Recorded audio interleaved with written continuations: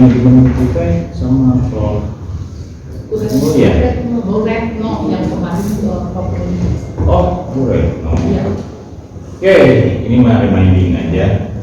Takut kelewat. Bu Retno sudah membicarakan dulu kriteria dari apa itu manajemen mutu, prinsip manajemen untuk belum.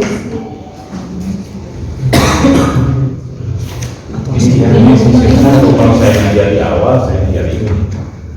Ini saya ngajari reminding ya. Maksudnya kalau kita bisa lebih jauh, hal yang sangat mendasar tidak sampai yang baik itu apa saja. Yang menjadi penciri mutu itu apa saja. Oke, baik Bapak Ibu. Bismillahirrahmanirrahim. Baru ya? Iya, Pak.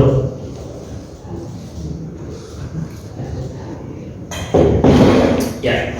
Nah, kalau bicara sejarah mutu, itu dulu sebelum aku 20 itu sebenarnya era tanpa mutu.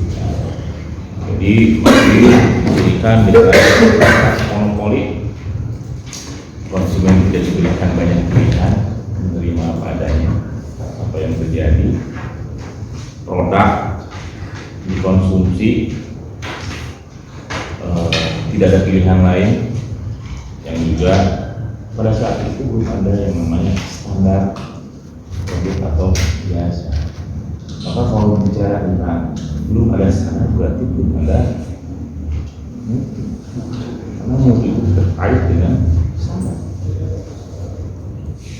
Lalu selintas aja lah, 20 sampai 49 ini era inspeksi. Jadi modal produk-produknya sama dengan tanpa itu, tapi mulai ada pengecekan barang, ya, bahwa barang yang akan dikeluarkan ditawarkan kepada siapapun tidak ada hanya barang-barang yang tidak cacat yang bisa dikeluarkan sebagai barang yang bisa ditawarkan, dan sudah mulai ada kenal dengan dari kontrol. Ini tokohnya Walter Stewart tahun 24.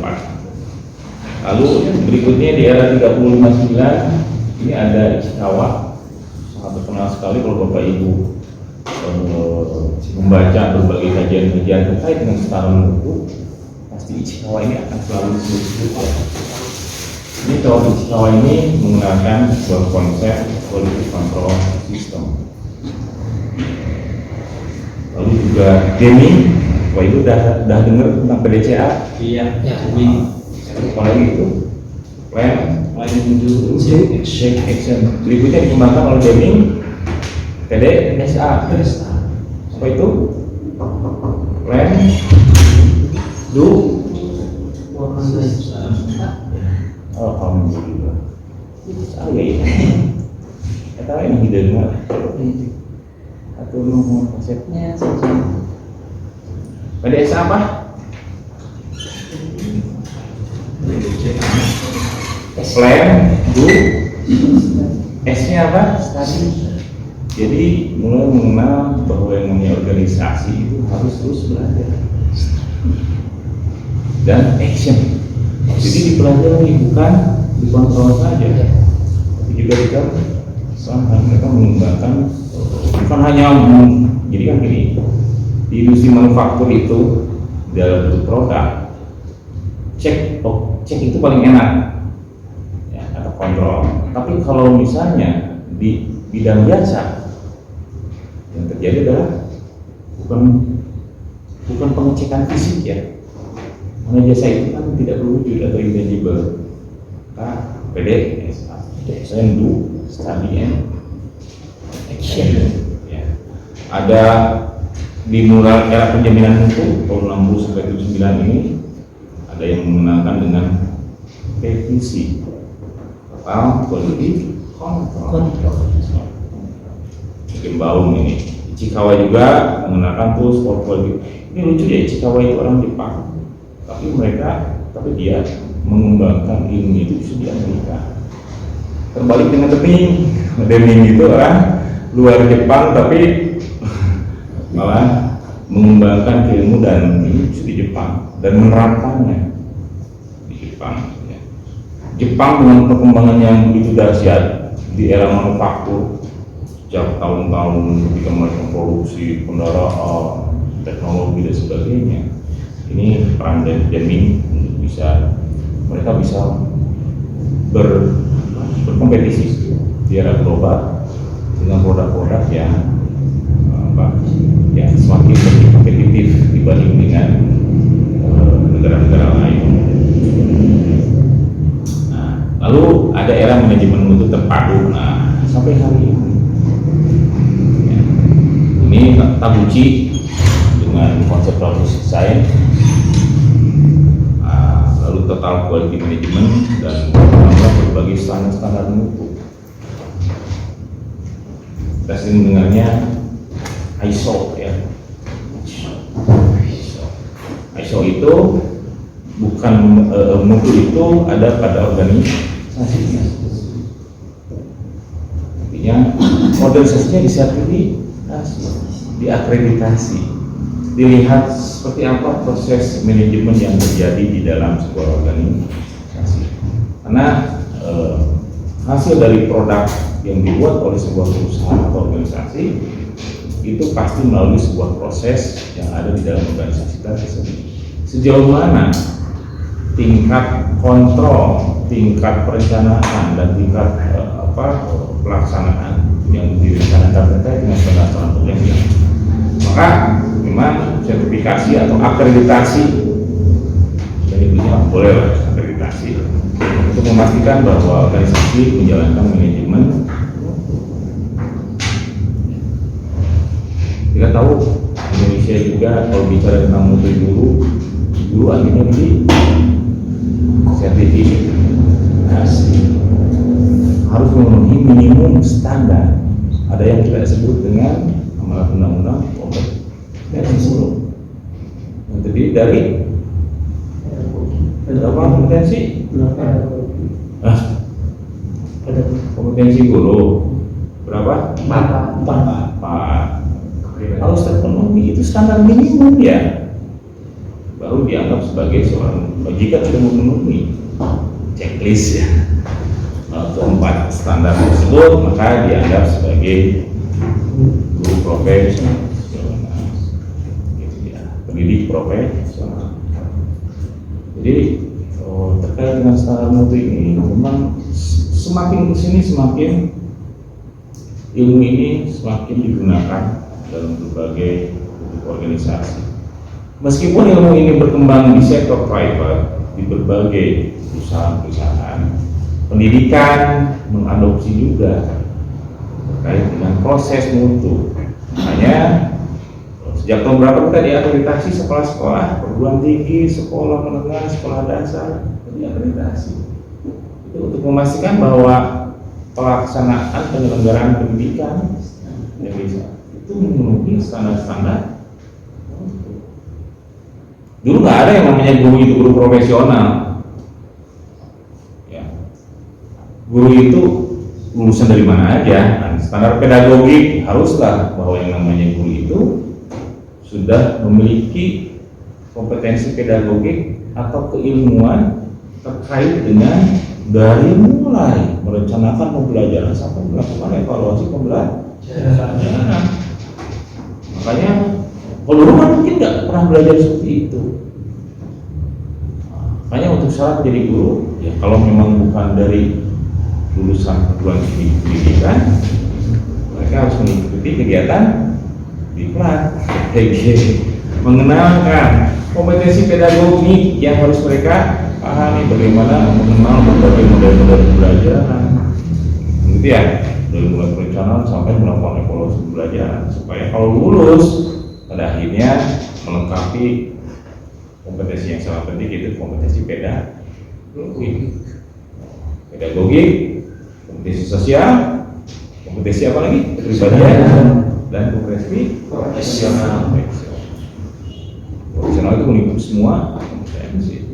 Jadi harus pedagogik. Maka kenapa untuk menjadi guru sekarang harus dari perguruan tinggi pendidikan. Tuh, ya. Itu tentang sejarah mutu. Oke, ini reminding saja menggunakan beberapa tokoh-tokoh penting mutu. Ichigawa ini lebih menekankan fokus pada kepuasan pelanggan, bahwa mutu adalah terkait dengan customer satisfaction, kepuasan customer pelanggan.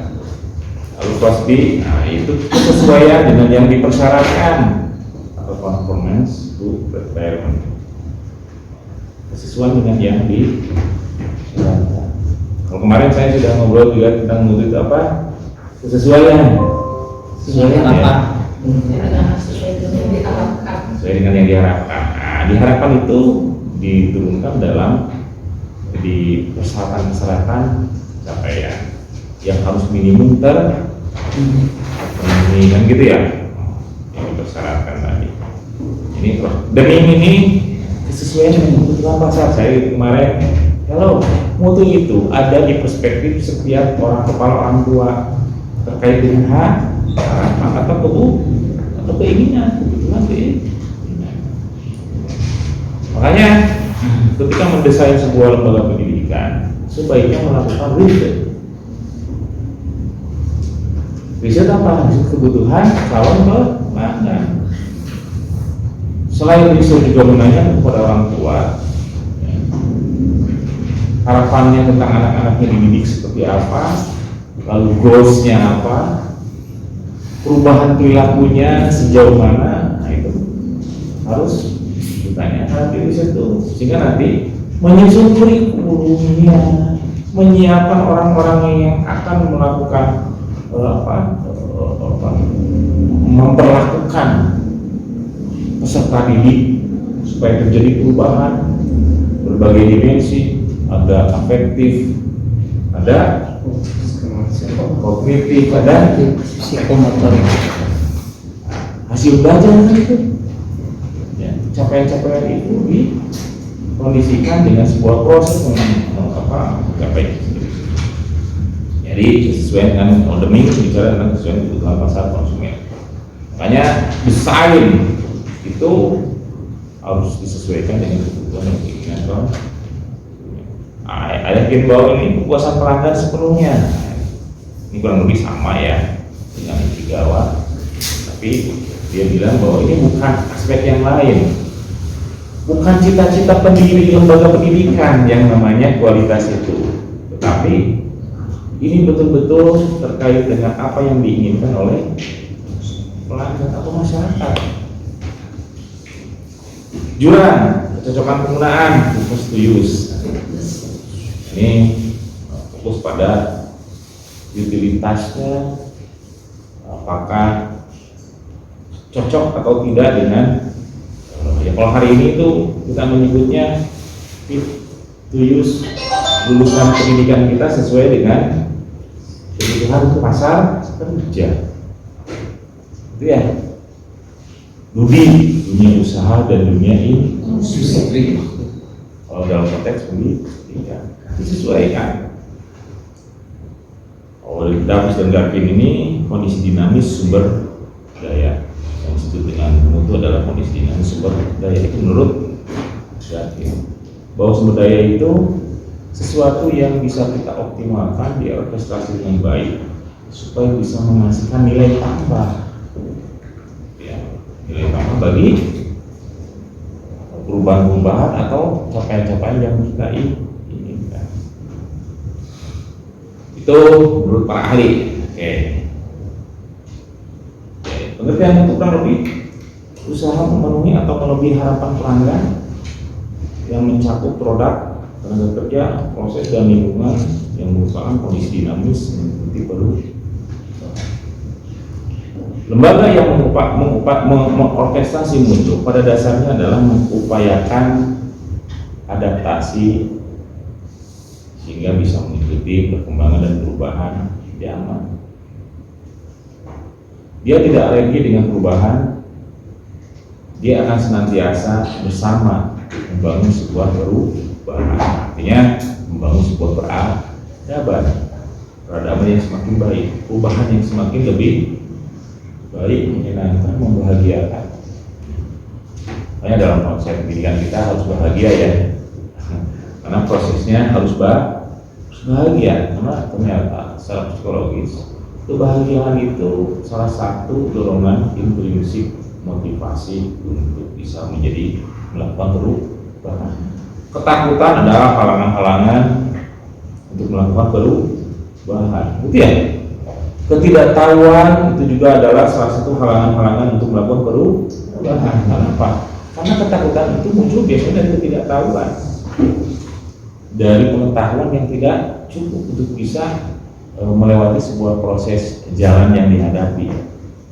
Makanya manajemen pendidikan itu harus selalu melakukan perubahan dan harus selalu belajar terus. Sehingga apa? Sehingga mereka tidak takut untuk menempuh jalan-jalan yang lebih berat di masa yang akan datang.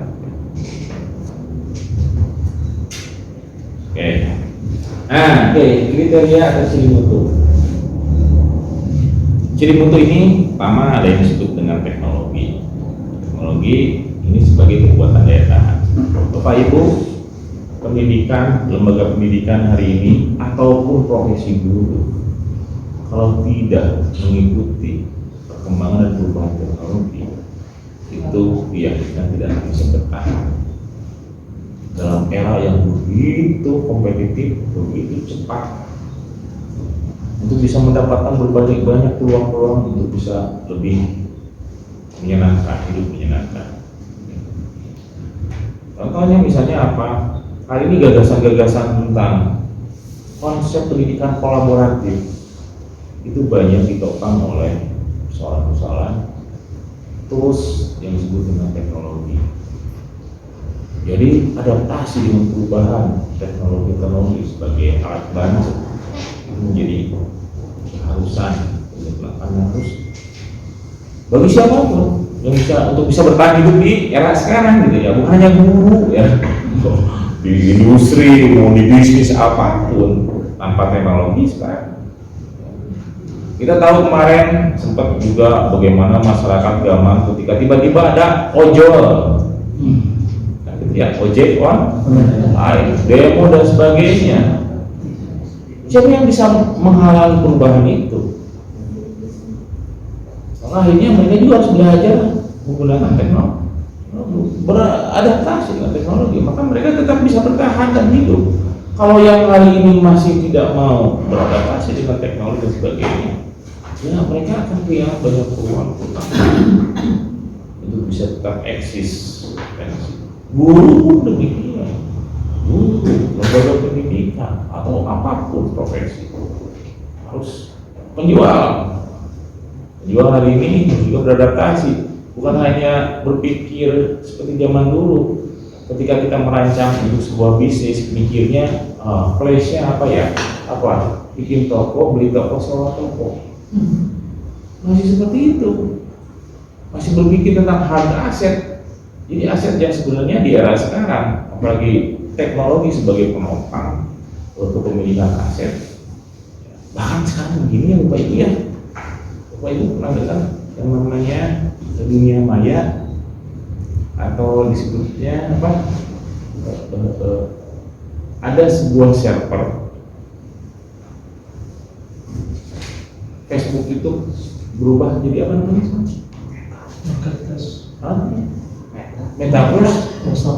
Metaverse itu pernah dengar metaverse?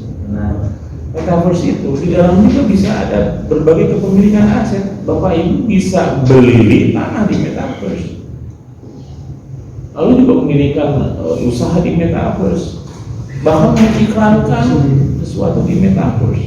Itu teknologi. Kalau zaman dulu mikirnya hard asset, bisnis itu bicara tentang ya beli tanah, bangun gedung, menyiapkan kantor dan sebagainya. Bapak Ibu percaya enggak? Tapi mudah-mudahan apa yang saya sampaikan, saya sudah ngomong seperti ini 10 tahun yang lalu, bahwa yang namanya di masa yang akan datang sesuatu yang sifatnya fisik itu akan banyak ditinggal. Sekolah nanti gedung-gedung sekolah ini akan jadi ruang-ruang kosong. Orang akan lebih suka untuk belajar melalui teknologi. Di ruang teknologi disediakan seperti metaverse, ruang kelas, gedung belajar, bisa ketemu langsung dengan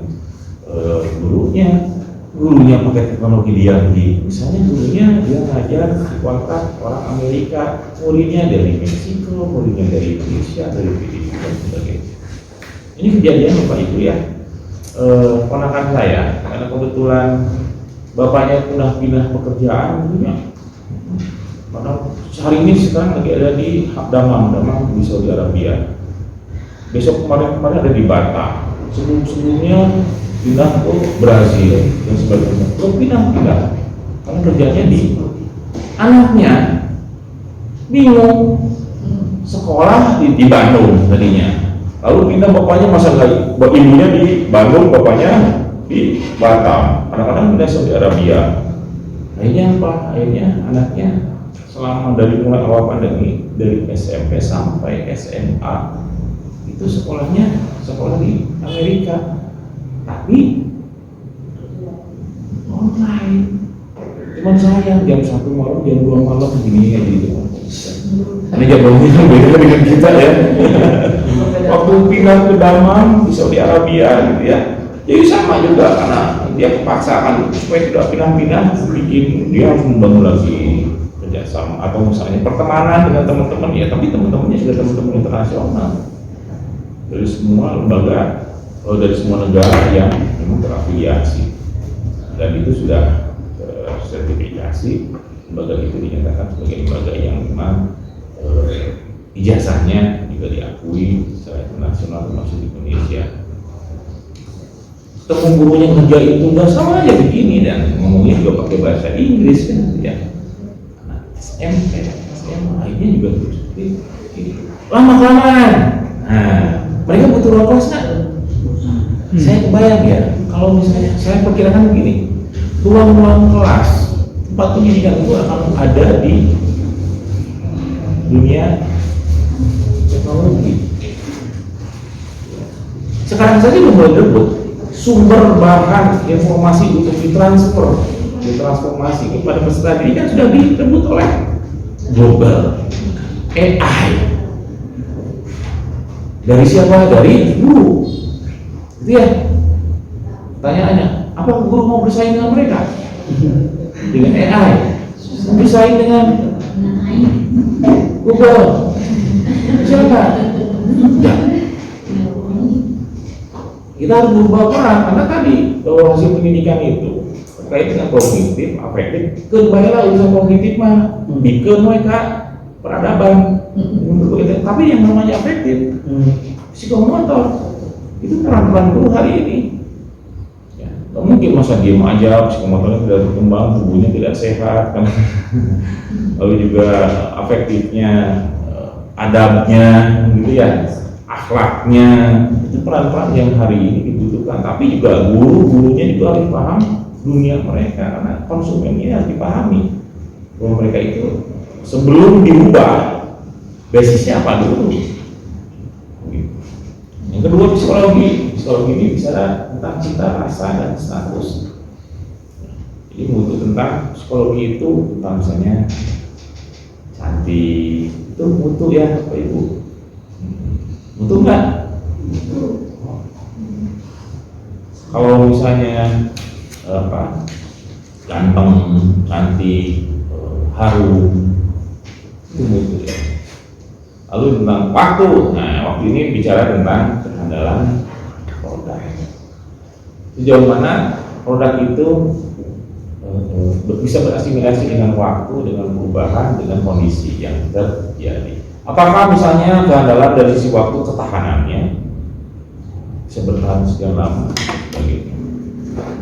Maka juga kadang-kadang turunan dari mutu terkait dengan waktu dan misalnya tentang kehandalan dan sebagainya juga dikaitkan dengan jaminan atau kontraktual.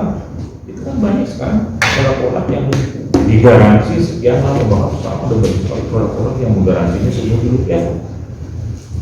Jam tangan Rolex itu garansinya seumur hidup. Mobil juga baterainya digaransi seumur hidup. kenapa dia bisa menguasai pasar mobil elektrikal di Indonesia. Kenapa? Garansinya kira-kira HSM itu raksasa besar itu sampai berani menjamin bahwa baterainya itu digaransi seumur hidup. Anda 20 tahun asal merek Wuling rusak baterai, datang ke dealer Wuling service centernya, tolong ganti baterainya sudah bermasalah, diganti gratis. Gila, itu raksasa benar itu. Ada yang sampai bisa menjamin untuk apa? Untuk penetrasi pasar mobil itu di Indonesia. Bahkan mereka berani membuat pabriknya di dengan CKD dan sebagainya yang besar.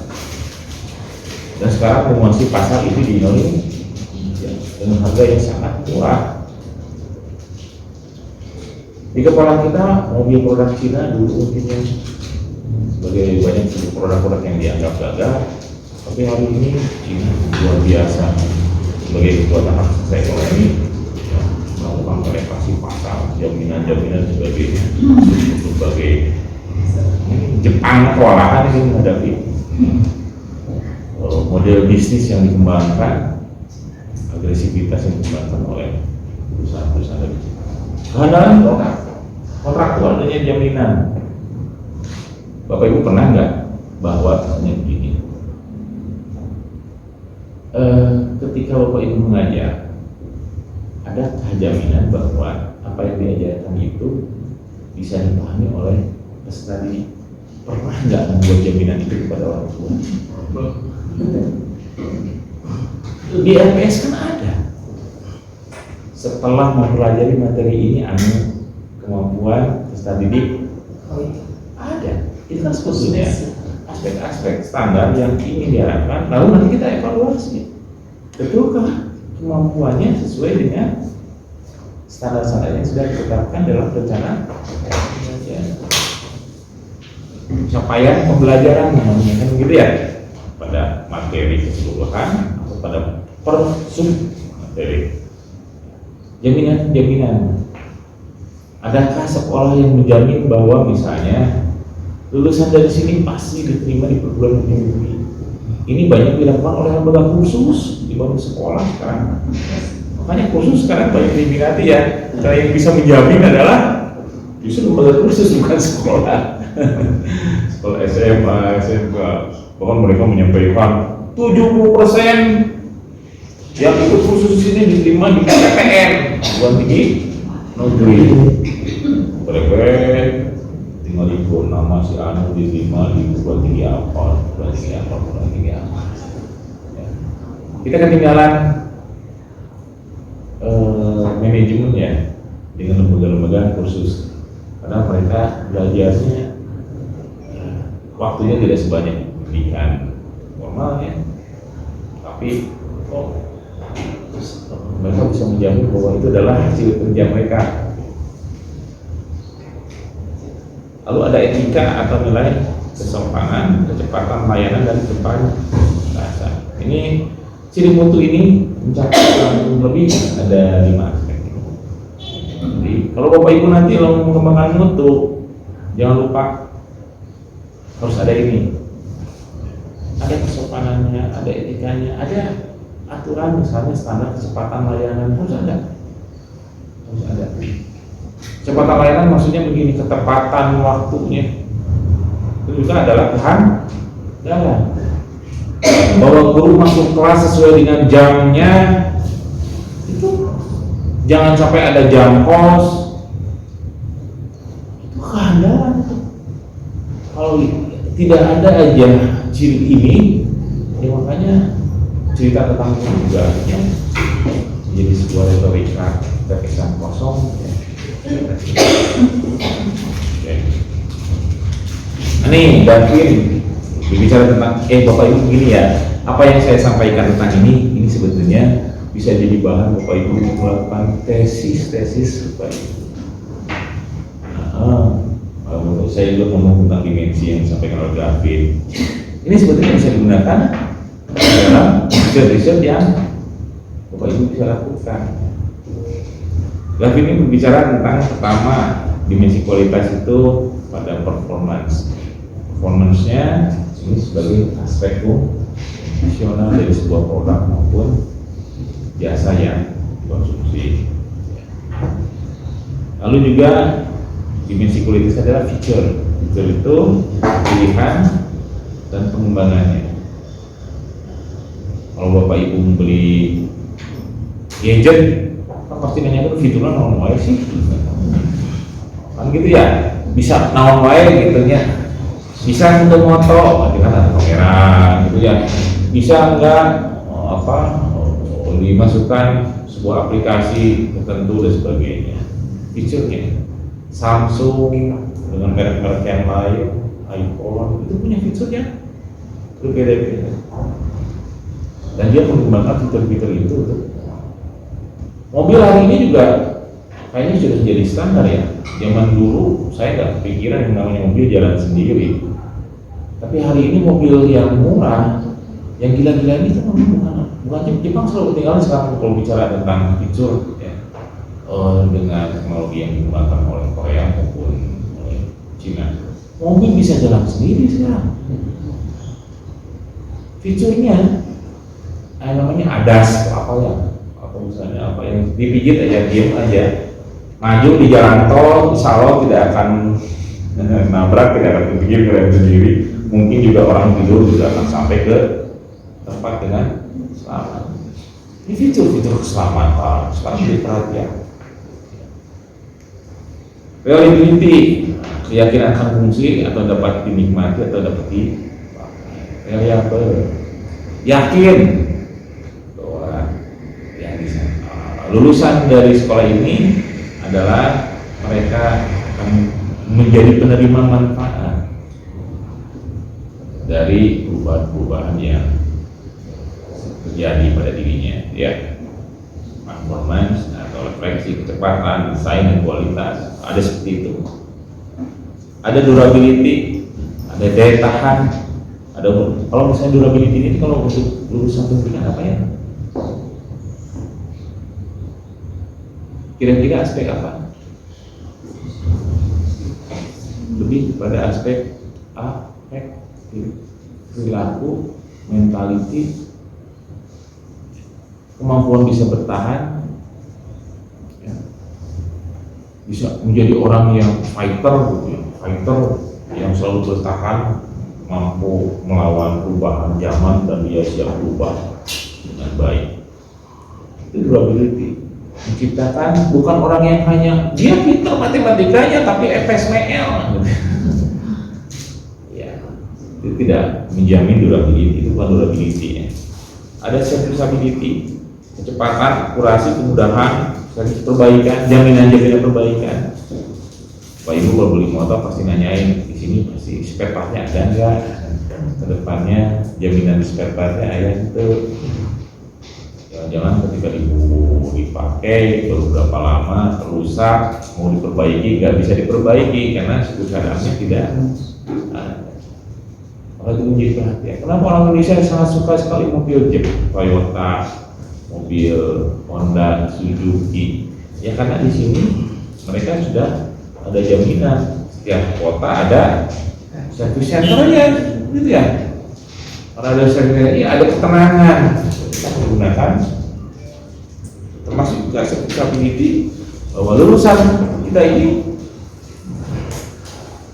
memiliki kemampuan-kemampuan yang selalu bisa di-upgrade, punya semangat berubah, sebagainya. Ada estetik. Estetik ini pandangan subjektif pelanggan, artinya ini juga terkait dengan tadi yang namanya keindahan, art, etika, itu bagian dari pandangan-pandangan subjektif dari pelanggan itu sendiri. Fit and finish, perasaan dan keyakinan akan kualitas. Kepercayaan diri terhadap kemampuan dan kapabilitas lulusan. Lulusan itu harus dibekali dengan kepercayaan diri bahwa dirinya itu lebih baik dibanding dengan lulusan dari lembaga pendidikan lain. Jangan ketika dia lulus ditanya kamu alumni dari mana, merasa minder lagi ya. Ya minder, kenapa? Karena saya dibandingkan takut lah.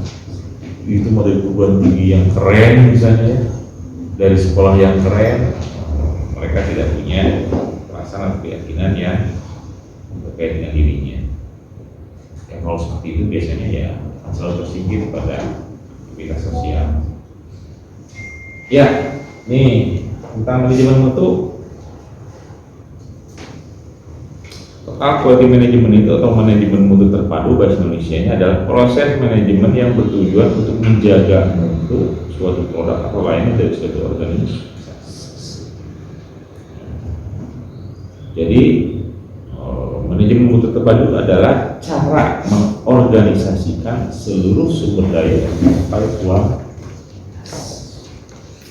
kualitas itu apa? Kesesuaian dengan yang dipersyaratkan, kesesuaian dengan harapan pelanggan atau kepuasan pelanggan, kesesuaian dengan standar-standar yang ada di lingkungan kita. Jadi cara mengorganisasikan, menjaga mutu dari produk atau layanan sebuah organisasi.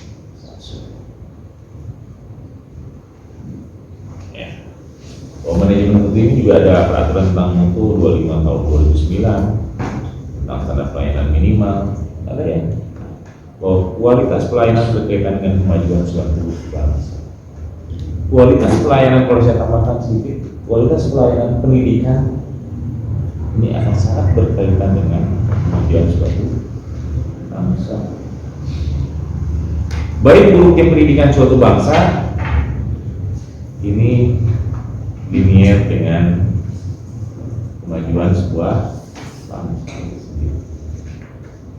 Kalau kita ingin bahwa bangsa ini adalah bangsa yang hebat, maka yang harus hebat duluan apa? Pendidikannya. Pendidikannya harus hebat dulu, baru kita akan bisa hebat. Kalau pendidikannya tidak hebat, ya bagaimana kita bisa menjadi bangsa yang hebat? Sejarah menceritakan itu.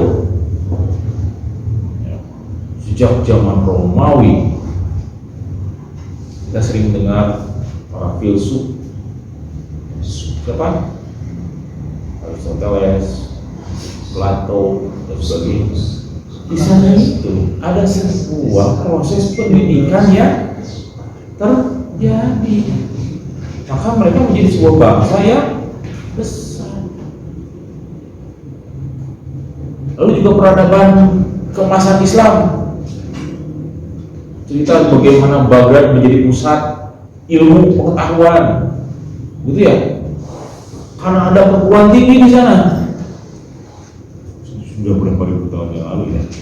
Ratusan tahun yang lalu sudah ada perguruan tinggi. Ya, mereka menjadi sebuah peradaban karena memang ada pendidikan yang di manage, dikelola, kesadaran tentang kecerdasan yang harus dibutuhkan dalam sumber daya yang dimiliki oleh bangsa itu sendiri. Lalu mana lagi? Jepang menemukan zaman kemasannya, meskipun sekarang sudah mulai agak lewat ya, era tahun 80-an. Kita tahu cerita itu ketika Jepang memprioritaskan pendidikan bagi warganya. Pernah dengar cerita itu ya tentang Jepang ketika Jepang habis Hiroshima dan Nagasaki, hancur lebur. Yang dicari oleh Kaisar itu berapa orang guru yang belum mati. Itu yang dicari. Dirikan sekolah, pendidikan inklusif, prioritas, berkembanglah menjadi bangsa yang kompetitif dalam pendidikan tersebut. Sejarah sudah bercerita tentang banyak hal itu ya. Peradaban Islam sampai dengan zaman Ottoman itu ya karena kita. Oh iya ini ada. Ini berkaitan dengan kemajuan suatu bangsa, itu berkaitan dengan pelayanan, terutama pelayanan pendidikan yang bermutu.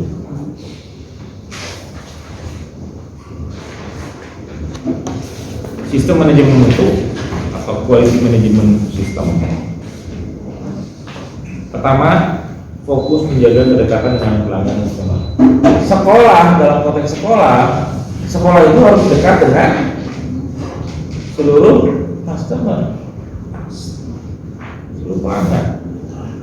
Lalu yang kedua harus ada prosedur untuk menjamin kesesuaian proses produk maupun layanan terhadap kebutuhan harus ada prosedur untuk menjamin kesesuaian. Sudah ada nggak di madrasah kita? Ada nggak prosedur tentang jaminan bahwa proses itu sesuai dengan kebutuhan pelanggan?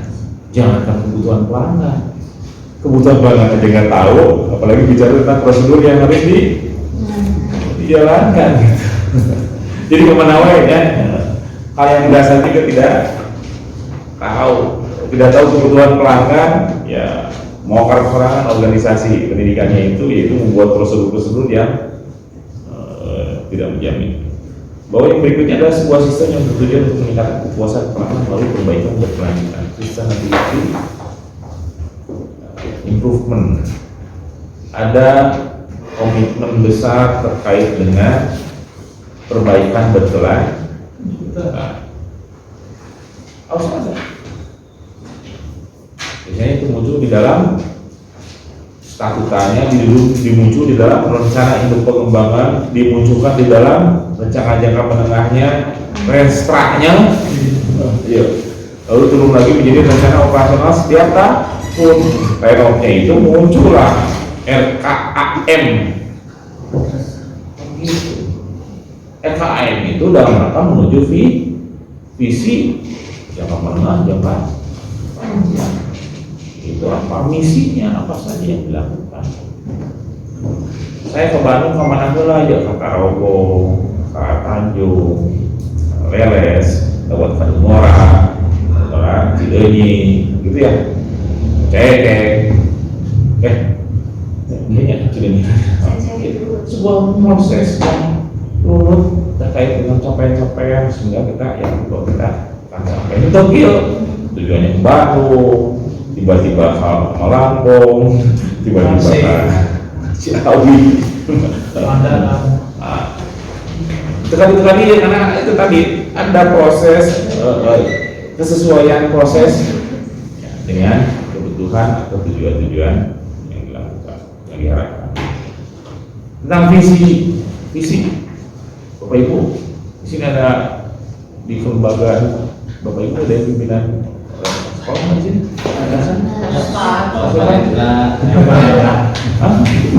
Ini siapa? Visi sekolah Bapak apa visinya? Terwujudnya generasi muslim yang alim dan amil serta berakhlakul karimah. Apa? Anda kan dulu tahu nggak visi sekolah Anda? Panjang.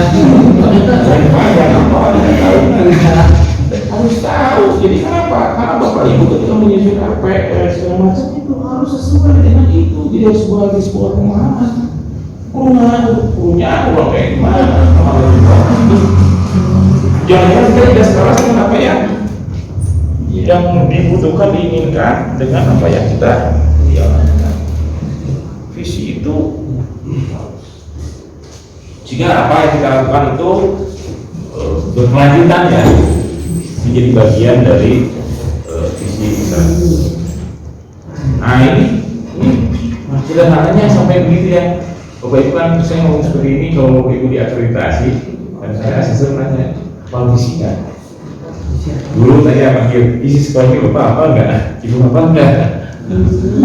Atau ditanya apakah pimpinan di sini suka menyampaikan visi atau tidak? Dalam kegiatan apa saja visi itu disampaikan? Oh, dalam setiap pembukaan rapat itu kepala-kepala selalu mengingatkan, menyampaikan visi bahwa rapat itu adalah bagian dari upaya atau aktivitas yang misi untuk mencapai visi. Jadi rapatnya tekan iya, rapatnya itu langsung ke border kepala kita ya, bahwa rapat ini adalah bagian. Jadi kita mencakup tekan iya, lumayan air. Karena dari awalnya sudah diingatkan bahwa rapat ini dalam rapat terkait dengan aktivitas pencapaian visi. Visinya adalah lalu ini adalah bagian dari misi nomor sekian, sampaikan misi apa ini? Misi tentang penjaminan mutu misalnya salah satunya disampaikan. Rapatnya akan membahas tentang itu, bukan membahas yang lain. Tiba-tiba jadi ngagibah. Nanti juga di border yang mungkin rapat tahu, coba jangan melebar Anda, kita bahas tentang ini saja, begitu. Jadi ada bordernya. Kebanyakan rapat kita itu begitu ya. Kalau nggak diawali dengan tujuan rapat hari ini apa, biasanya akan nggak jelas mau apa yang dibahas, lalu resumenya Iya. kesimpulannya apa? Karena nggak jelas juga. Nah itu juga salah satu model ya. Prinsip untuk puasa pelanggan, respect terhadap setiap orang, manajemen berbasis fakta, bukan manajemen berbasis yang nggak jelas, yang bukan fakta atau imajinasi atau ilusi. Maka prinsip manajemen mutu ini, lembaga pendidikan harus selalu melakukan penggalian fakta. Apa saja kira-kira untuk penggalian fakta? Pak, itu kalau untuk menggali fakta ini dan untuk pendidikan apa kira-kira aktivitasnya? Supaya berkuasa, supaya penggunaan masalah, supaya penggunaan usaha basis fakta dicek, jangan bagus sih usaha ulang, fakta. Seberapa orang studi lagi, berapa orang yang diterima di dunia industri yang bekerja, gitu ya. Lalu bagaimana feedback dari respon dari pengguna lulusan ini terkait dengan kompetensi? Ditanya kan, kalau perusahaan pengguna lulusan kita ditanya, Pak gimana akhlaknya, kinerjanya gimana, gitu ya. Pengetahuannya apakah punya motivasi yang bagus atau tidak, seperti itu dicek, sehingga kita bisa tahu persis. Oke, kita bicara tentang kenapa? Karena untuk melakukan perbaikan yang berkesinambungan itu harus dilakukan dengan pengecekan atas fakta-fakta yang terjadi.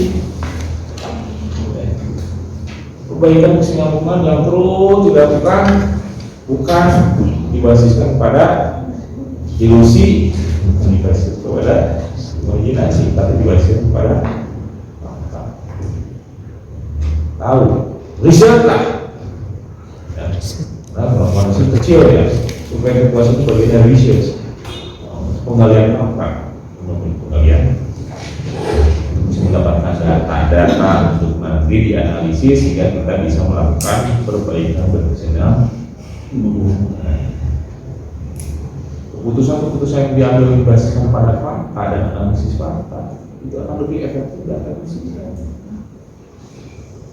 Tidak terlalu banyak buang-buang, karena apa? Langsung menukik pada akar masalah yang terjadi.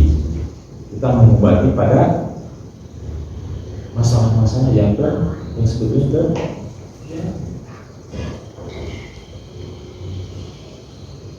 bahwa organisasi harus memiliki pemimpin yang mampu melakukan diagnosis. Nah, diagnosis itu salah satunya adalah berbasiskan fakta.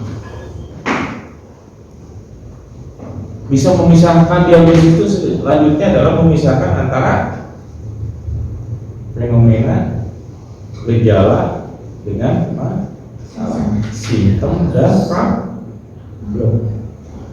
Mana yang simptom, mana yang problem, mana yang sifatnya hanya gejala, mana yang sifatnya masalah. Dipilah, jangan sampai miopi atau tidak mampu melihat akar masalah. Ini harus menjadi suatu poin utama dan transformasi itu kepada bawah-bawahnya harus paham bahwa polanya harus berbasiskan itu kemampuan diagnosis. Dokter yang bagus adalah dokter yang mampu mendiagnosisnya dengan baik. Lain dokter halus ketika diberi resep dibeli tiba-tiba obatnya sakit resep. Itu diagnosis jelek sekali. Tapi dokter yang baik itu adalah misalnya ini standar logika aja ya, bukan saya artinya menyalahkan begitu, mohon maaf. Tapi kan ada ya dokter yang kalau kita datang dikasih resep, ditebus resepnya, dikasih tahun, benar-benar saya resep tahu lah. Sekali makan 7-8 obat yang ditelan, setelah kita cek juga ternyata banyak kan vitamin daripada obatnya. Ya kalau begitu mah kalau yang perlu saya jelaskan nggak saya beli ayam penyet, sambal kalau itu sampai vitamin Pak. Nggak sebenarnya begitu, nggak ada vitamin. Oh kekurangan apa? Ini mah kekurangan gizi gitu ya. Oh ini nggak sebenarnya. Kalau ibadah vitamin, ibadah obat itu kalau berapa itu udah aja makan yang banyak gitu ya. Gizi yang baik gitu. Bapak Ibu udah tahu ya tentang simptom dan problem. Oh, simptom dan masa saya udah ngomong gitu ya? Belum? Benar belum? Kan gini ya, Pak. Kalau Bapak sakit kepala, keputusan apa yang akan Bapak lakukan untuk menyembuhkan sakit kepala? Istirahat. Makan apa? Tidur. Sakit kepala. Istirahat. Tiasa dikusul Pak. Dikusul. Alhamdulillah. Kalau sakit kepala Dibangunin. Shopping. Sebelah. Cuci mata dulu sama Makan bakso. Oh, makan Belanda ada gitu. Iya, benar. Belanda sama jangan. Ya, ini mungkin juga ada dari Bapak Ibu yang bilang, ilmu Panadol ya. Apa itu Panadol? Baca Panadol kenal di sini. Itu bukan obat ya. Pengurang rasa sakit.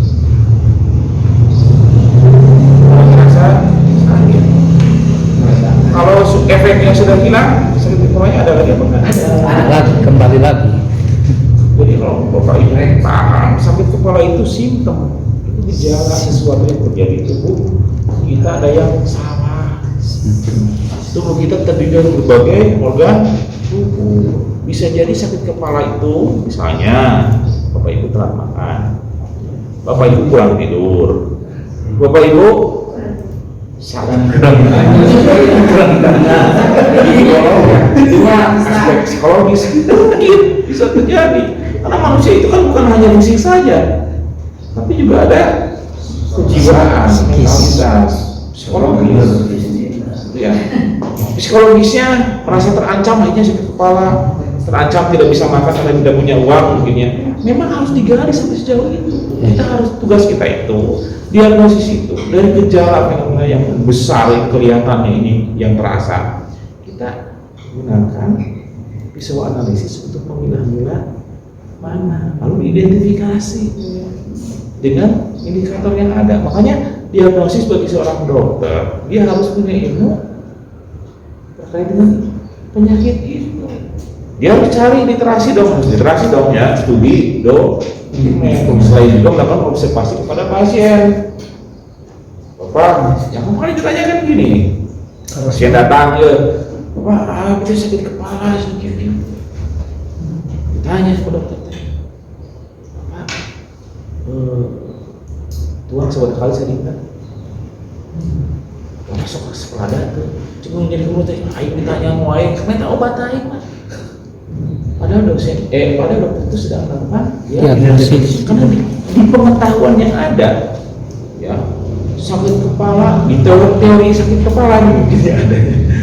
Bahwa sakit kepala bisa disebabkan, kan akibat sakit kepala itu ya, disebabkan oleh kurang makan, terlalu banyak makan pedas, stres, banyak apa? Tidak agor. Tidak. Misalnya memang seperti itu. riwayatnya ditanya, ada kena kecelakaan ini terkait dengan kepala atau tidak. Itu didiagnosis, karena banyak menurut ilmu kedokteran sakit kepala itu banyak. Telat makan juga bisa sakit kan, kurang tidur poin sare-sare sakit kepala. Jadi apa coba kalau misalnya ternyata hasil diagnosis, oh ya saya sehari ini stres, 3-2 hari saya kurang tidur dan sebagainya, dikasih obat sakit kepala bukan oleh dokter. Kira-kira apa obatnya? Istirahat. Obat tidur. Karena problem sebenarnya adalah kurang tidur setelah didiagnosis. Oke. Nih kasih obat tadi, telek gue pokoknya nama. Salah namun keret gitu misalnya sore. Kalau salah, tapi udah cari selalu begitu. Jadi berubah sakit kepala. Jadi dokter itu benar efektif, efisien, tidak banyak obat, maju, hiji obat menyelesaikan akarnya atau problem yang sesungguhnya. Nah ini miopi antara simptom dan problem. Tapi bagi seorang magister, sarjana, museum, skripsi masih tengah-tengah oleh skripsi, yang tesis masih tengah. Padahal intinya adalah mengenalkan kepada calon magister cendekiawan menggunakan alat analisis atau berpikir ilmiah, memisahkan antara simptom dan problem, mencari mengobati problem apa kira-kira dipilah-pilah kecil. Bahkan kalau misalnya instrumen dikembangkan kan ada indikator tuh, dicek mana indikator yang terendah ini. Oh ternyata problem yang besar itu sebetulnya sumbernya dari hal yang sangat kecil, gara-gara nyeri uluna, gara-gara kurang itu, gara-gara reating makan uyah sakarut gitu. Darah tinggi. Ya itu, jadi ya didiagnosis, ya, mencari studi lapangan, diobservasi, si jelma itu dicek, hati-hati.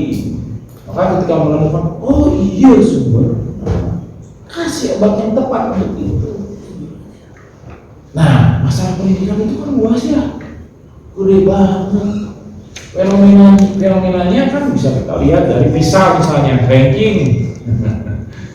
Oh itu mah fenomena besar. Ya. Banyak hal kan. Oh, yalah, kebijakan tentang pemerataan, kebijakan tentang biaya, kebijakan tentang banyak dimensi-dimensi yang akhirnya menghasilkan sesuatu yang terakumulasi menjadi suatu fenomena yang besar. Yang kita cek satu-satu itu dalam masalahnya yang sebenarnya. Nah, dengan bisa analisis dari kotak kecil-kecil kita cek lagi. Iya lain. Jangan sampai begini, Bapak Ibu punya apel. Apel kadang suka busuk ya, sepotong gitu. Ya. Ketika kita kupas, kadang dengan gigi mulai mahal dipijat apa? Akhirnya apa? Los. Sesuatu yang sangat logika. Tapi dikupas mana? Digeret. Ice buruk mah, anu tuh buruk mah, tuang. Tong mah pikir kaleut, kadatangan beulit, leutnya, leut apa lupa itu leut? Beas, kadatangan beulit, geus we dulu leutna supaya payu beasna, supaya payu beulitna. Beas kabeh. Yang harus dilakukan adalah di analisis. Oh iya perilaku beli tengah untuna bisa ngagial bilik. Oh iya mulai tengah bilik mah dicek dan memang disalahkan beli itu bisa salah dan memang gitu sudah tolong kebeginan beres gitu. Ada disalahkan naon itu bisa salah ya sudah kumacarana si beli itu bisa hapuskan lain. Oh hari ini yang namanya papan, yang namanya bilik digorogosan waktu beli mah, beli bisa asup. Oh, gimana? Lanjut, atau sesuatu barang yang tidak bisa ditembus oleh bisa kalau beli barang biasa aman dulu, bodoh dulu. Karena tidak berilmu, emosional, gede amok dulu. Wah, nah itu adalah ciri orang yang tidak cerdas, tidak terdidik. Akhirnya apa emosional karena alternatif jawaban atau cara menyelesaikan masalah di kepalanya, bahkan metodenya pun tidak ada di dalam kepalanya. itu dulu bisa menyelesaikan masalah, memisahkan antara gejala dengan problem yang sebenarnya aja nggak ada di kepalanya metodenya. Akhirnya yang terjadi adalah emosional, gede amat.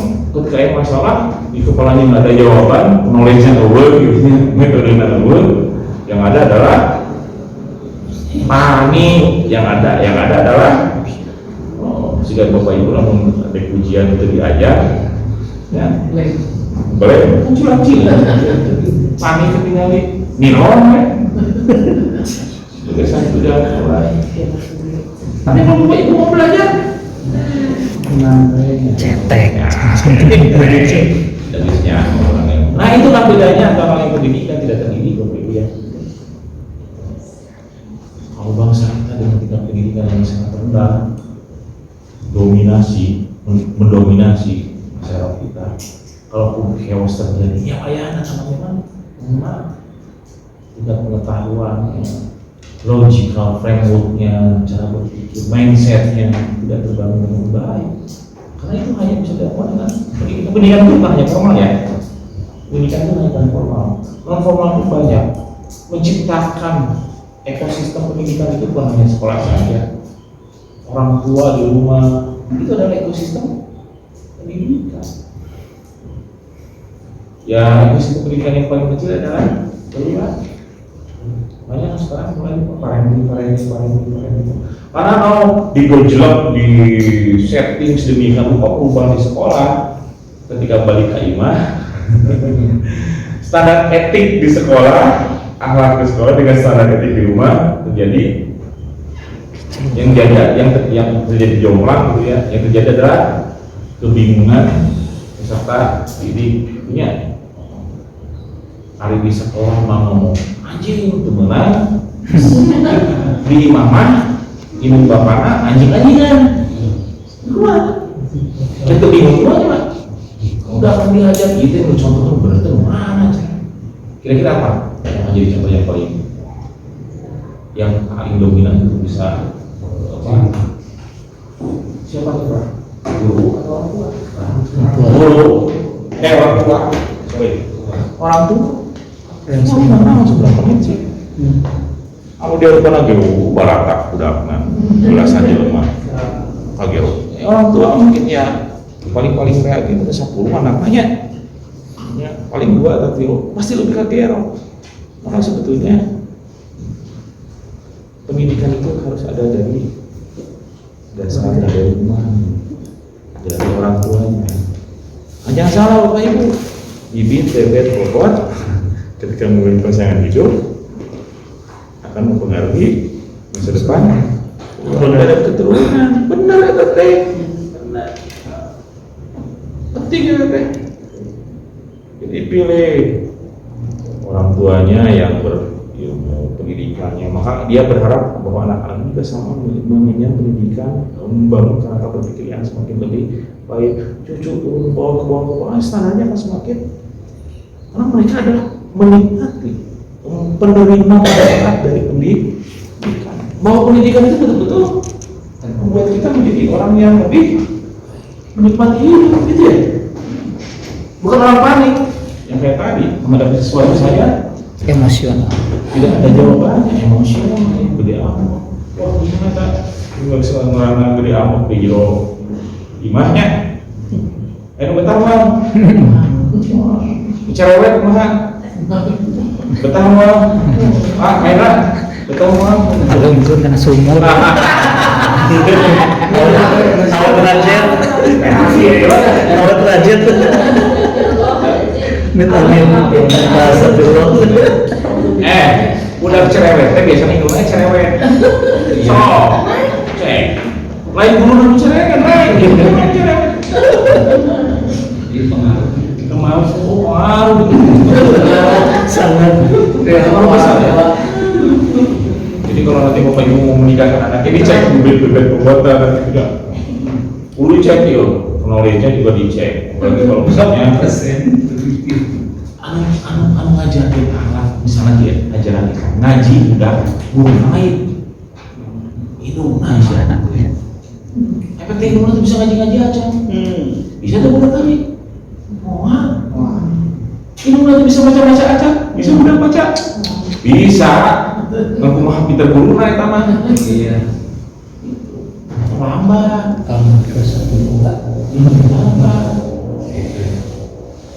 Dan yang teriak sekarang banyak orang tua yang protes bahwa kualitas pendidikan di sekolah itu tidak sesuai dengan harapan mereka.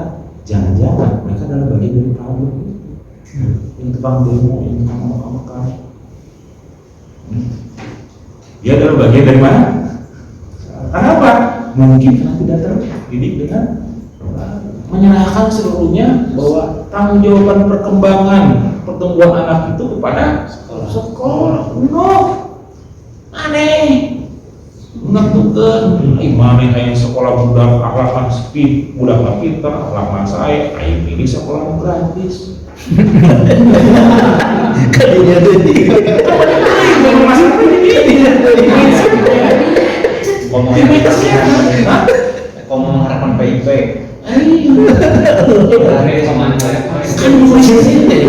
Banyak rata-rata masyarakat kita yang masih ada di standar ya jangan salahkan ya, kita harus nikmati saja. Memang banyak masyarakat kita yang karena jadi bupati gampang, sekolah gratis jadi bupati. Tapi kalau di masyarakat yang sudah banyak pendidikan, sekolah gratis, percaya ini pasti goreng. Pasti nggak percaya. Coba teriak-teriak seperti itu di Singapura. Untuk calon gubernur misalnya, untuk bupati boleh. Singapura, sekolah saya gratis kan? Mau percaya kan? Gratis mas, standar mungkin. Pelayanan. Untuk bisa begitu. Apalagi kalau misalnya anggaran-anggarannya tidak sekuat itu. Ya, tapi kalau negaranya punya kemampuan anggarannya besar sekali, gitu ya, melebihi negara-negara lain, lalu menggratiskan pendidikan. Wow, termasuk Arab Saudi kan coba cek profesornya, itunya orang-orang ini mah. Kesininya setelah ada transformasi baru guru-gurunya semakin ya memang kudu gitu, ada dalam cara ngasih tim nasional kita. Enggak sudah dengan sudah dengan misalnya pemahaman tentang sepak bola modern, lalu attitude tentang olahraga sebagai sebuah profesionalisme, gitu ya. Warnai itu supaya ini nanti masa tersaingi, sengaja dibikin tersaingi supaya juga mereka bisa mengejar tapi cara memang gitu. Jadi kudu pembanding. Nah, untuk pembanding punya kan gitu kan ya. Itu bandingkan kayak gitu. Cobaannya WRF kemarin dikirim Anu lokal. Lokal. Enggak sebaik lawan segede gitu-gitu. Naik naon coba sok. Naik naon sok. Lawan Australia, lawan Saudi kita bisa. Iya.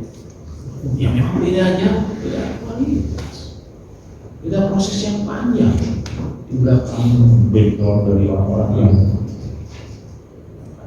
beda kemampuan. Caranya begitu kan, karena kan terbuka ya. Gitu. Kayaknya apa? Hanya lama-lama kita akan mencoba contoh.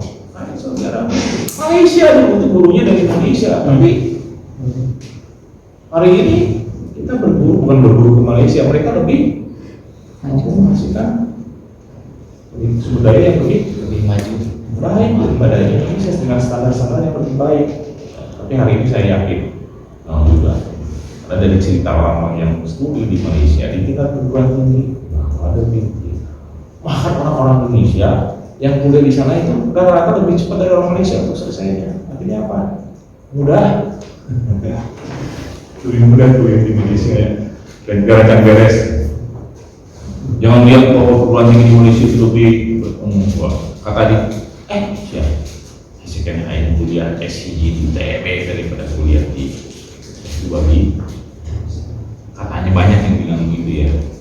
Oh ternyata begitu juga. Hari ini Indonesia sudah lebih kompetitif lah kalau dengan negara-negara tetangga. Tapi kalau dengan negara-negara yang lain, kenapa?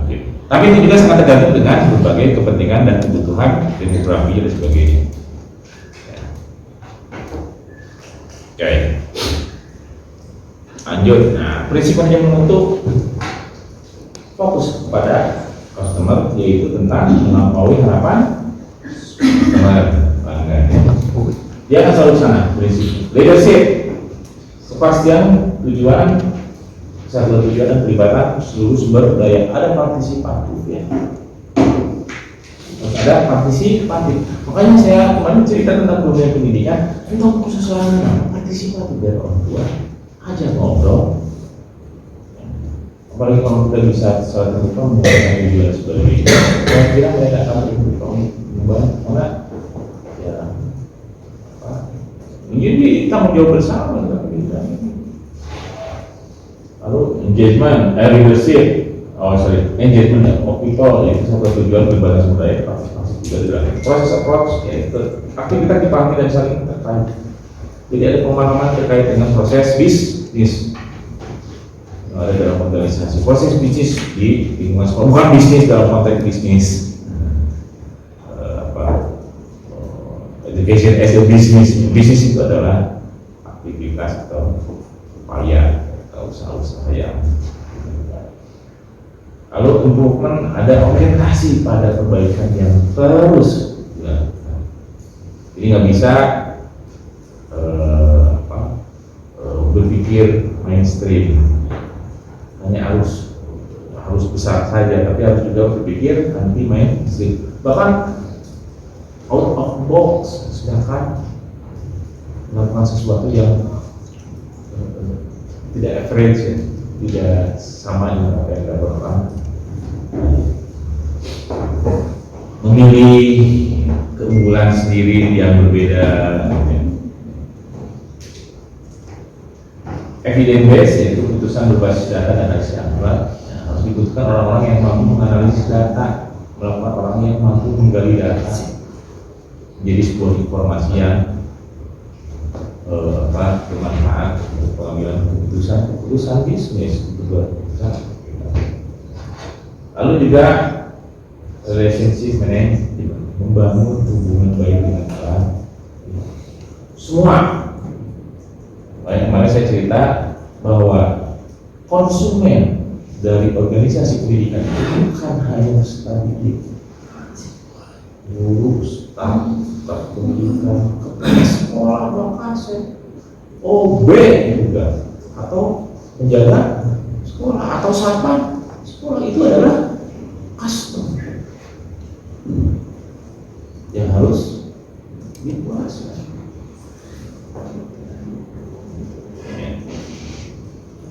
Tahapan manajemen mutu ada 3 tahapan: perencanaan atau perencanaan, implementasi atau pelaksanaan, dan penilaian. Di perencanaan itu ada identifikasi dan penetapan tujuan, identifikasi yang diharapkan. Saya akan memberikan tanya juga harusnya customer itu, atau mau menerima pekerja juga tanya, punya visi yang sama nggak, punya misi yang sama, ada punya harapan yang sama dengan organisasi, atau tidak punya irisan yang ada. Kalau tidak ada irisan, sudah lagi tidak. Bapak Ibu, kalau misalnya Bapak Ibu sudah tidak lagi satu prinsip yang sama dalam rumah tangga, kan bisa jadi urusan di pengadilan itu bisa sudah tidak lagi sejalan atau prinsipnya sudah berbeda, kan gitu ya. Sama dengan orang yang bekerja di dalam organisasi pendidikan, kalau guru sudah tidak punya visi yang sama, tidak punya irisan-irisan kepentingan yang sama dengan organisasi, maka sebaiknya memang keluar aja, jangan di sini, karena kan jadi pertama. Mending kalau tidak jadi beban, ini jadi beban. Organisasi mau bergerak cepat, melakukan perubahan, ini mau lebih yang tidak ingin berubah,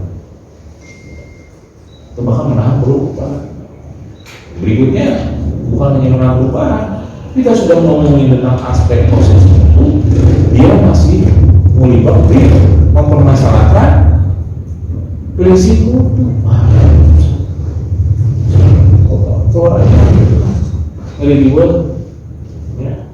Ya, itu saya kira banyak sekali ada di persoalan-persoalan tersebut, ada di lembaga pendidikan. Terutama apa? terutama ini ada kutub-kutubannya, ada senior, junior. Ini juga jadi masalah gitu. Ada yang agresif dengan perubahan, ada yang anti perubahan, jadi begitu ya. Ini jadi soal. Lalu berikutnya mencari standar mutu yang relevan, pemetaan proses. Kalau di manufaktur itu jelas ya. Misalnya ini peta sebuah proses sampai dia keluar atau out. Ini inputnya. Input dilakukan apa, melewati apa, cek kualitas dari proses yang sudah dilalui itu. Misalnya proses A, cek, lalu dia boleh masuk proses B setelah dia lolos dari proses B. Itu tahapannya ada pengecekan, ada proses cek terus yang dilakukan untuk memastikan bahwa prosesnya itu sesuai dengan jika nanti bisa keluar dari apa, dari sebuah proses pendidikan, itu tadi outcome pendidikan itu kemampuan kognitif, afektif dan psikomotorik yang berstandarisasi sesuai dengan kebutuhan dan keinginan pelanggan atau dunia industri atau pemerintah dan sebagainya. Lalu adopsi standar, ada penetapan standar minimal. Lalu menentukan kesenjangan existing, bahwa kesenjangan antara harapan dan kenyataan itu, masalah itu kan kesenjangan ya Bapak Ibu ya. Kalau mau juga kesesuaian. Kalau masalah adalah kesenjangan gap antara apa pernyataan dengan yang seharusnya terjadi atau yang ideal atau yang positif ya. Kesenjangan antara realitas kenyataan dengan harapan atau sesuatu yang ideal. Amanat Undang-Undang Nomor tentang Pendidikan itu idealnya. Apa coba tujuan pendidikan? Ada di dalamnya tentang kemampuan, ada di dalamnya tentang ekosistem suasana belajar, ada tentang kemampuan belajar, tentang akhlak, iman dan sebagainya. Itu kan ideal, harusnya begitu. Tapi kenyataannya banyak masalah-masalah proses pendidikan.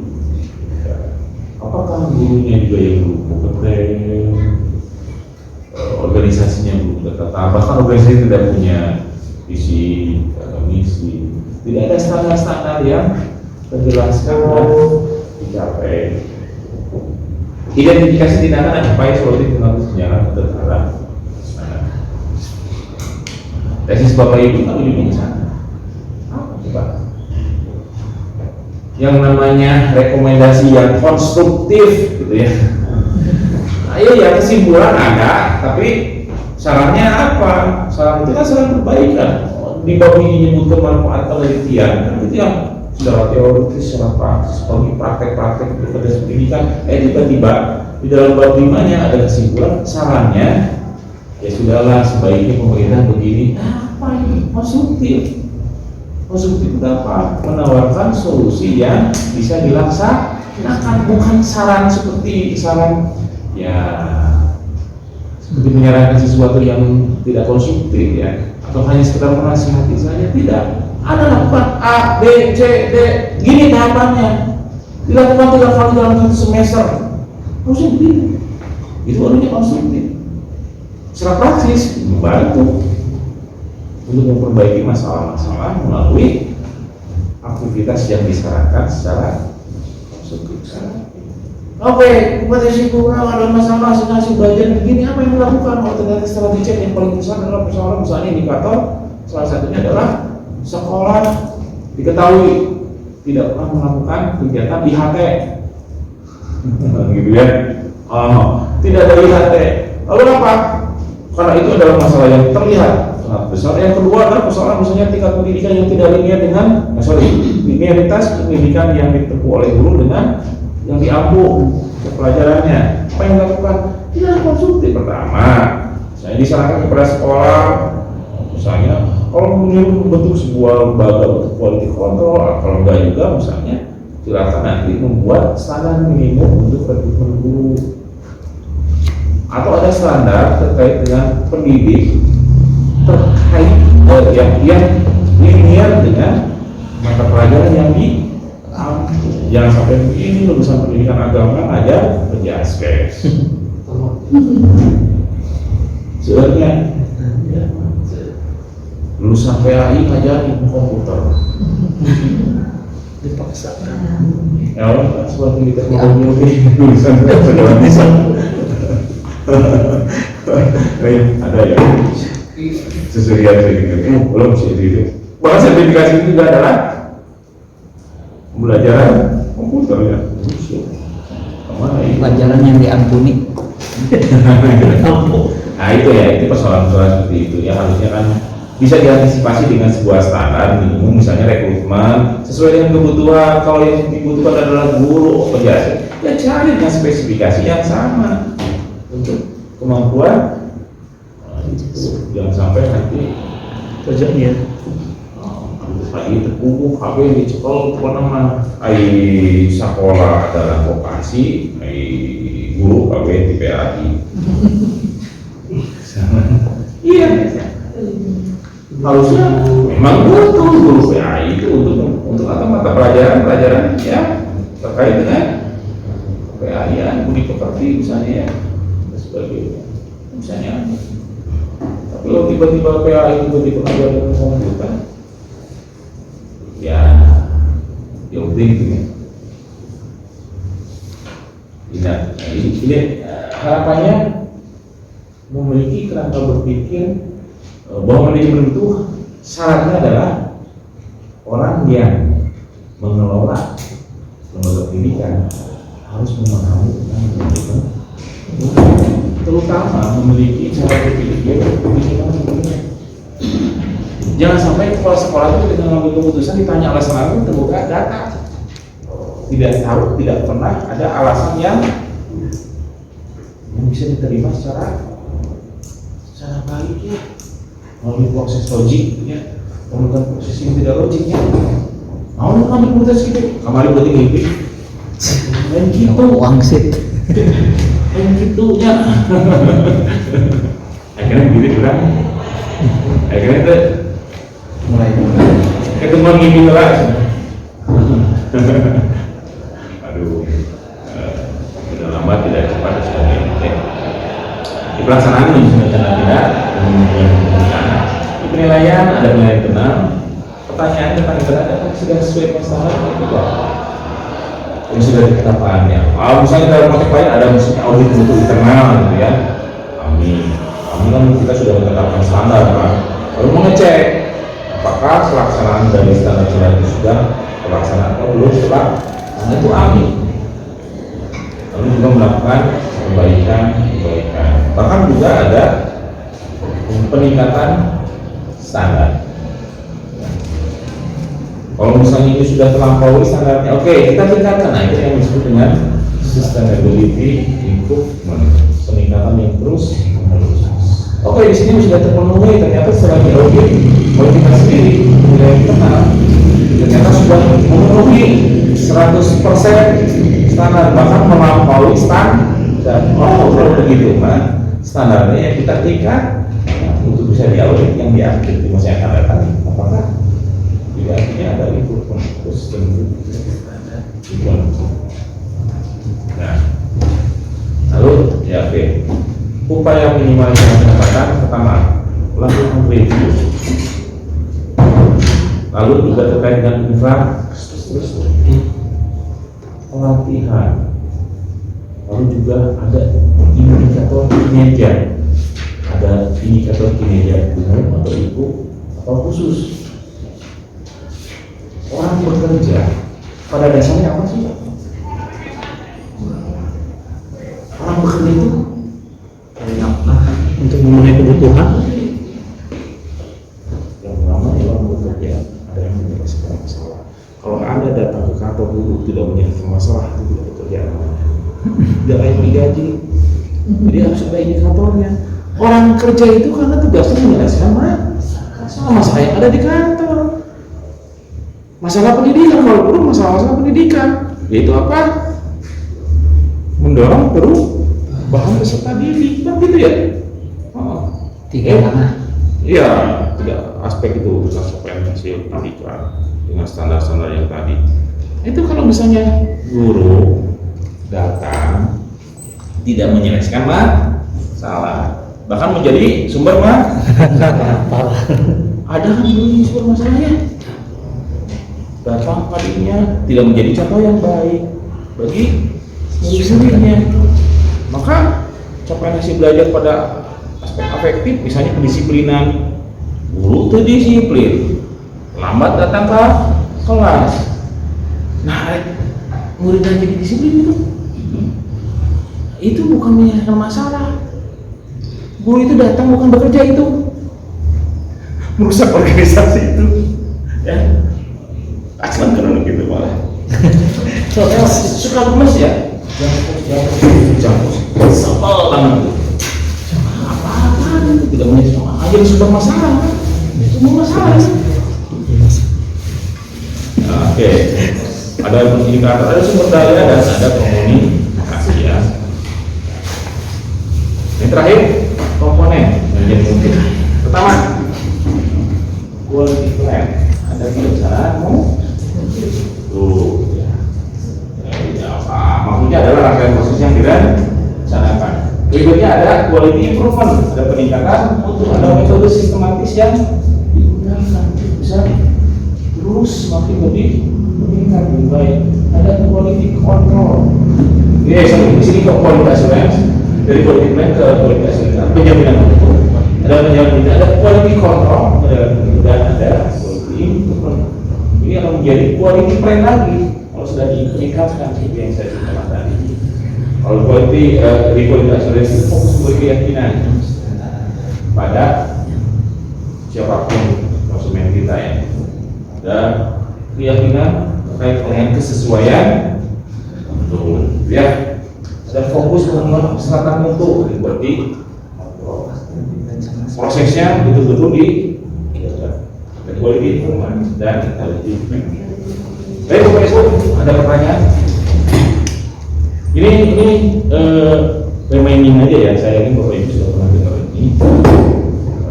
Saya kira ini hanya refreshing aja, merefresh kembali tentang berbagai hal yang menurut saya sangat penting untuk dipahami dan baik. Kalau misalnya kita bicara tentang manajemen itu, sudah kan? Itu ada yang bertanya? Alhamdulillah, terima kasih. Jam berapa kita? Ya. Ada yang mau bertanya silakan. Ada yang mau menambahkan dari apa yang sudah disampaikan silakan. Tidak hanya bertanya, silakan untuk menambahkan apa-apa. Enggak, Pak Asep udah itu maros? Pak, Enggak. sebentar. Menyikapi tadi di internalisasi organisasi, baik itu bisa di sekolah ataupun di lembaga apapun itu, kita melihat sosok bawahan kita yang tidak sealur, gitu kan, bisa saja itu berdampak atau belum kepada lembaga itu sendiri kan. Kalau konsep bapak tadi lebih baik ya udah aja diacungkan, mutasi, dikeluarkan. Ya betul. Tapi kira-kira bagaimana langkah strategi untuk merotasi bahasa kasarnya mengeluarkan pola tersebut? Ini ya, kalau saya begini ya. Oh, itu strategi keluarga. Dan ajaran orang kita mulai terus nudonnya. Jangan-jangan kinerja yang buruk itu karena ada sesuatu, karena setiap perusahaan spesifik berbeda ya. Mungkin pemimpin juga harusnya bisa mampu membaca karakteristik dari orang yang bekerja bersama di dalam organisasi. Maka dia harusnya juga bagaimana mereka diperlakukan oleh pimpinan itu sesuai dengan karakteristiknya. Yang terjadi adalah harusnya support untuk didorong lebih baik. Maka memang sebaliknya, meskipun ya aturan kadang-kadang dibikin standar ya, tapi kan yang berulang kayak ayam punggungan, kadang-kadang punggungan urusan para pembuat cireng diambil batu, akhirnya jadi musuh kabesa, sekolah, budak sekolah dicarekan, beri ambek, gara-gara urusan cireng. Ini kan sebetulnya harus ada treatment dari pimpinan untuk bisa bersabar, maka pendekatannya adalah pendekatan persuasif ya, yaitu pendekatan yang lebih lembut untuk mengingatkan tentang tugas tujuannya. Kalau perlu kita selesaikan masalahnya dulu, dia bisa lebih terbuka terkait dengan masalahnya yang terjadi. Jadi jangan-jangan memang dia dalam kondisi memang di rumahnya sedang ada masalah, sakit dan sebagainya. Ini yang juga harus kita gali dengan baik, pendekatan psikologis. Baru nanti kita melakukan pendekatan-pendekatan yang lebih coba dulu, siapa tahu bahwa potensinya itu akan bikin, kalau sudah itu begini ya, jelema tidak bisa berubah jadi halus ya. Tapi juga mohon maaf, organisasi itu ada kecepatan-kecepatan yang dijaga, sehingga dijaga terkait dengan masalah waktu dan sebagainya. Kalau memang masalahnya kita masih ada di dalam toleransi waktu dan kecepatan, dan dia sanggup bisa mengejar ketertinggalannya terkait dengan masalah yang dialami, itu kita yakin oke, dia bisa cukin lagi kembali dan normal kalau dia menjadi tapi kalau misalnya oke, ini kecepatan setelah dilihat perkembangannya ini sudah nggak bisa lagi, ya udah, yang maksud saya itu tadi sesuai sama amputasi ya, daripada jadi parasit gitu ya, infeksi terbaku KB itu. Kalau sudah sampai so ekstrim itu bisa mengeluarkan infeksi, cepat di amputasi ya, atau dipilih terus ada amputasi. Ya udah, sepertinya ada cerita sejarah, kita cerai aja gitu. Jangan cerai tambah aja. Daripada ada tersiksa, kami saya tersiksa. Ada yang mayoritas yang harus dijaga. Siswa yang ratusan orang yang harus berkembang tumbuh baik, gitu ya.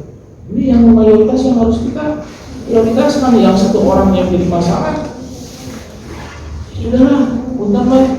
Saya tidak mau gambling dengan berjudi dengan yang akan menjadi korban adalah keputusan siswa atau guru yang karena perilaku Anda. Oke, kalau Anda mau berubah dengan baik dan sebagainya, selesaikan masalah Anda, kasih waktu. Oke, tapi jangan lama-lama ya. Oh, ternyata kalau dia tidak bisa menyelesaikan masalahnya sendiri, ya sudah, amputasi aja lah. Nah, organisasi harus bergerak cepat, gitu. Jadi tolong kita lah, husnul itu lah. Kecuali kalau memang dia sudah menjadi karakter bertahun-tahun dan dibiarkan disalahgunakan, terus sudah amputasi itu. Atau dimanfaatkan Pak, Atau dimanfaatkan. jadi bebegi tong jika si itu gampil. Ada itu manajemen konflik namanya. Ada kemarin hubungan. Jadi bebegi ke atas tong jika si itu. Benar, begitu kan? Jadi lo rapatnya datang terlambat, datang terlambat, disentil. Tapi yang penting bahwa dia adalah orangnya memang tebal mukanya, tebal daerah. Disentil, oke. Ya, terima kasih Bapak Ibu atas kehadirannya dengan tepat waktu. Susulwan, kalau Bapak Ibu berteman dengan beliau, silakan bimbingan seperti itu.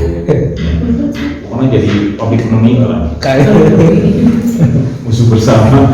Nanti lama-lama nanti misalnya jadi musuh bersama gitu. Itu namanya manajemen konflik. Ada itu manajemen tingkat lanjut itu. Dan itu dari Gus itu. Gus itu sangat belajar tentang manajemen konflik.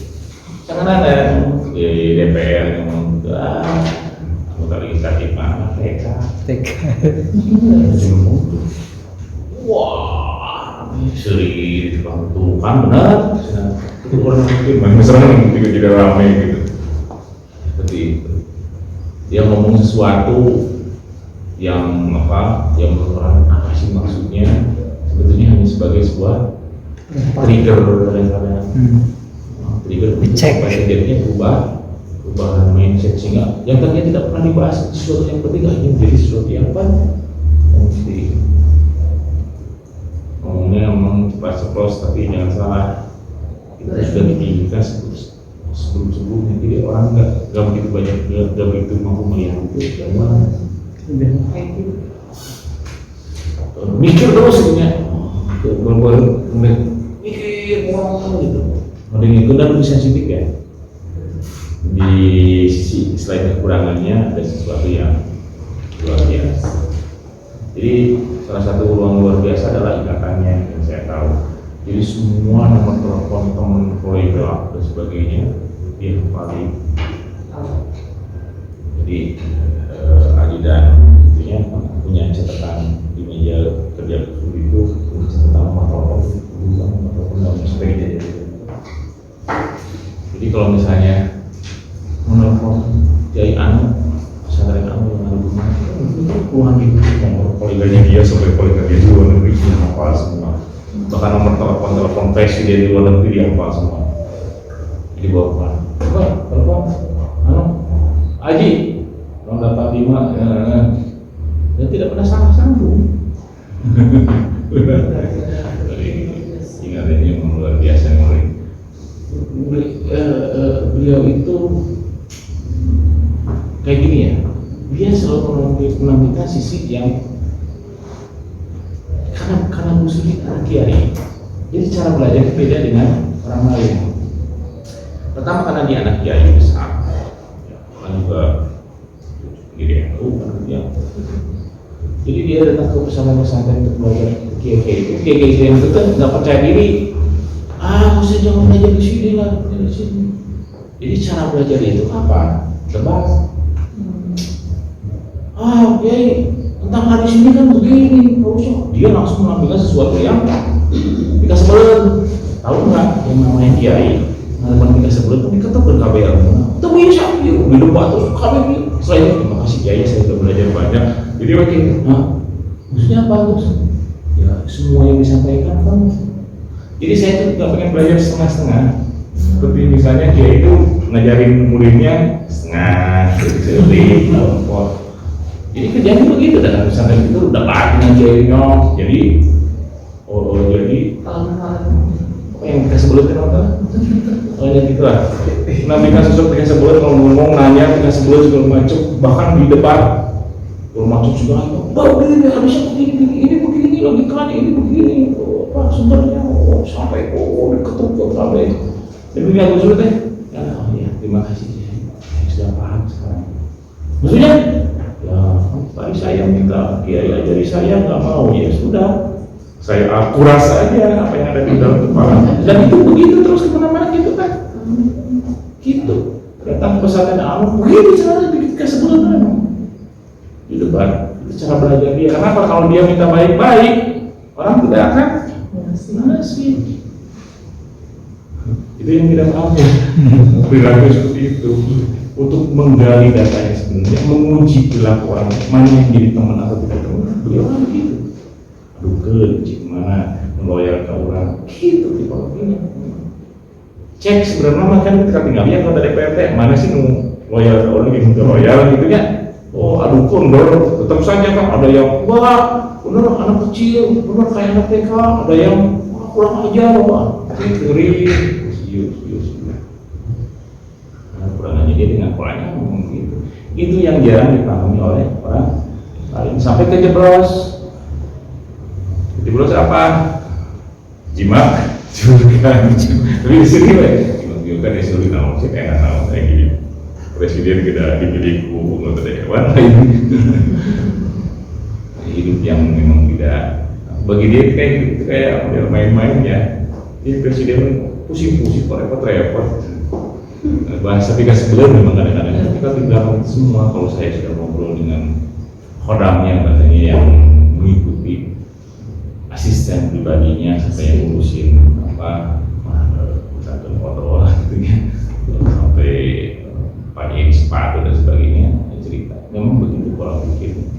Jadi jangan menyerang orang lain tidak paham dengan cara berpikir dia, tapi memang terlalu jauh bisa dipahami orang lain. Tapi orang yang paling dekatnya fanatis oleh beliau karena paham dengan apa yang ada di karakteristik dan kemampuan melihatnya dia. Gitu. Orang lain yang awam mungkin tidak tahu, orang yang dekat dengan cara berpikir. Saya bukan sebutin ini ya. Kalau ngomongin Gus, saya termasuk orang yang membaca, melihat, mendengar lebih dekat daripada orang lain.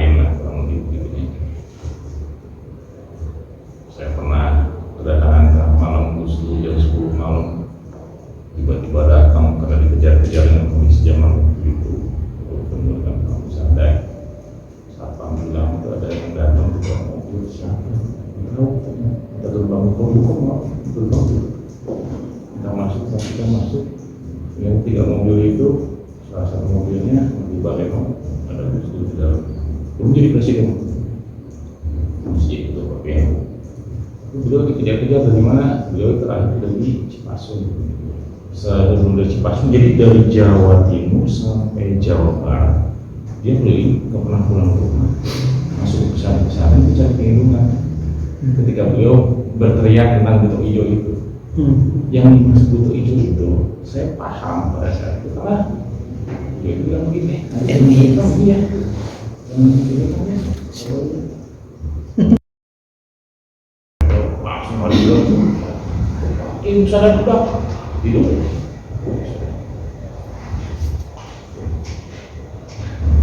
Itu Pak, itu sudah tawis.